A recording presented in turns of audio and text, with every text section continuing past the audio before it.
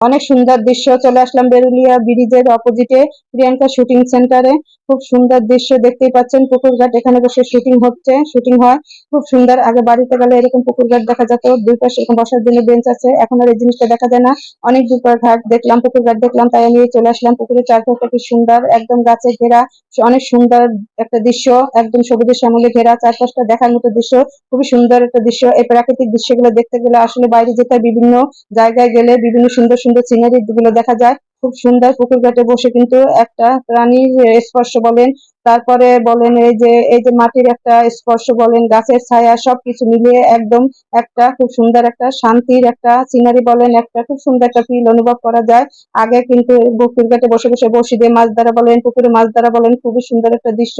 আর এখানে আমি একটু ঘাটটা একটু দেখিয়ে দিচ্ছি, খুব সুন্দর, কাছ থেকে একটু দেখিয়ে দিচ্ছি। পানি দিয়ে ঘাটগুলো ভেজা, দেখতে পাচ্ছেন পানি কি সুন্দর, পানির একটা স্পর্শ, কি সুন্দর একটা পরিবেশ ছিল, মানে মনে শান্তির একটা যে ব্যাপার, পানির স্পর্শ। তো আমি একটু কাছ থেকে গিয়ে একটু পানি দিয়ে হাত দিয়ে ধরলাম।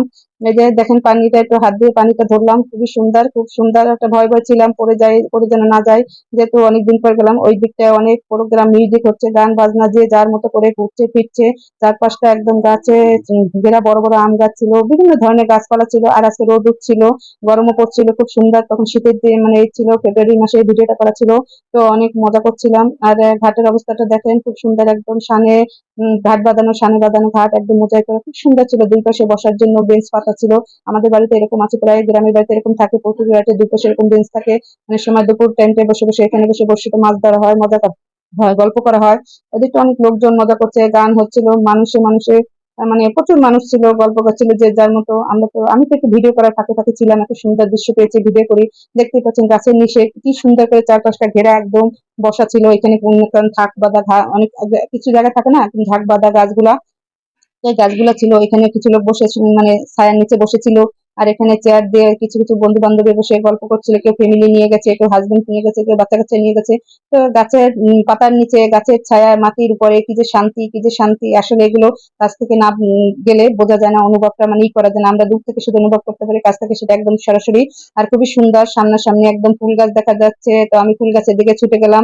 খুবই সুন্দর, গাছ ভর্তি, একদম ঝুমকা ফুল, আমরা যেটাকে বলি ঝুমকা ফুল, যেটাকে বলি ঝুমকা ফুল।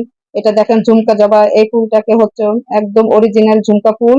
এটা হচ্ছে ঝুমকা ফুলের কলি। আর এই ঝুমকা ফুলের গাছটা দেখেন, গাছ জুড়ে পুরো ফুলে ভরা ছিল। আর এই ঝুমকা ফুলের পাতার একটা বৈশিষ্ট্য আছে, কারো পেটে সমস্যা হলে, আমার হলে, এই পাতার রস কচলিয়ে আখের গুড় দিয়ে খেলে একদম অসুস্থতা সেরে যায়। আর গাছ ভর্তা ঝুমকা ফুল ছিল, তো দেখতে ঝুমকার মতো কানের দুলে, সেজন্য এটাকে ঝুমকা ফুল বলা হয়। তো আমি আর লোভ সামলাতে পারলাম না, একটা ফুল ছিঁড়ে নিলাম।